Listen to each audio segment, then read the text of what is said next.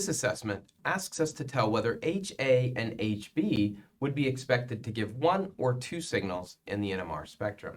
And it asks us to do it by running this hypothetical experiment where we replace HA with the deuterium and then HB with the deuterium.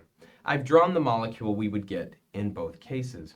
Now keep in mind this label of AB, that's our labeling system. The individual hydrogens don't know whether they are A or B. And so what you realize is the compound you get when you replace HA with D is identical to the compound you get when you replace HB with D.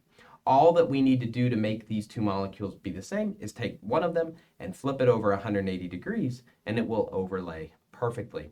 This is even easier to see when we don't have the other hydrogens drawn in. So this would be the deuterium, the deuterated compound of replacing HA. Replacing HB would give this deuterated compound. Taking this and flipping it over gives this identical molecule. These two are identical. That means HA and HB are identical, which means acetone is only going to give one signal in the NMR spectrum.